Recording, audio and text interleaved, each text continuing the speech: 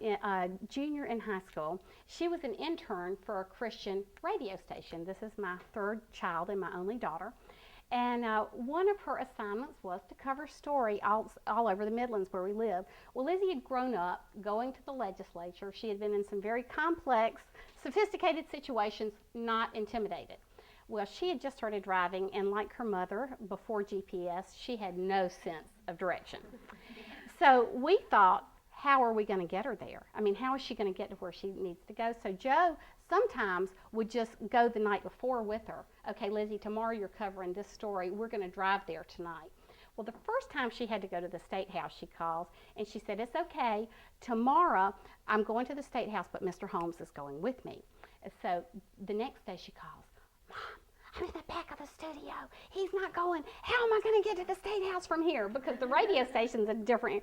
So I said, okay, Lizzie, today we're forgetting the rules about driving with cell phones. You're going to pick up your cell phone and I'm going to drive you there. I'm going to talk you there. So I talked her to the interstate. I talked her past each exit. I even talked her past each block downtown and told her where to turn. If you'll turn left and turn left, you have the diagonal parking, not the parallel parking. Get out, look across the street. That's the State House. Great. So she calls me back. She says, Mom, that's the State Department of Education, which means when she got out of her car, she turned the wrong. So I'm thinking, how am I going to get this child there? So I had this sudden inspiration. Lizzie, look up. Mom, I'm in the middle of Sumter Street. Look up. Okay, turn around, Lizzie, until you see the State House dome. Okay, Mom, I got it. Okay, walk to the dome. If the dome is getting bigger, you're going in the right direction. If the dome, it gets smaller or you can't see. She said, okay, I got it. I'm okay. Covering the Senate press conference was nothing. It was just getting there. But Worldview does for our kids what that State House dome does for Lizzie. When they are out on their own and they're not quite sure which way to go, it is like that biblical worldview will be that dome, that due north on the compass that keeps them centered when you're not there, because they will live a whole life. So we want to make sure that they are ready to go.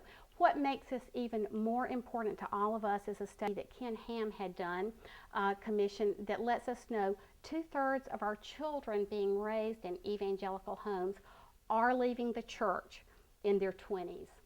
So we have a massive chore in front of us. Now, before, when I would speak on worldview topics to my audiences, I had great references and resources to give people. All of the things from Summit Ministries are wonderful, Understanding the Times.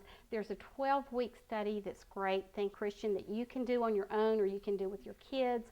Worldview Academy has great camps, just as Summit does. Patrick Henry College does a lot of worldview training in the summers at their camps. But the question I always got was, what about my elementary school students? What do I do with them?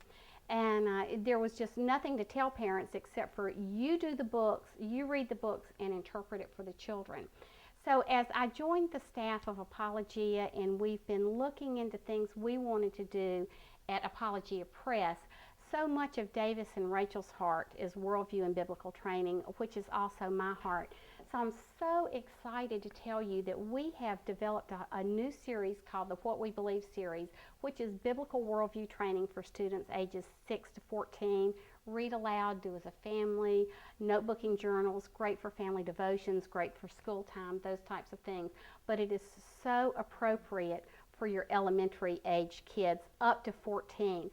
So we're excited to give you these resources so that your kids aren't going to be like me sitting in that church service watching that video series saying, that can't be true. Nobody ever told me that. So we want to meet the challenge. We can't be intimidated by worldview training.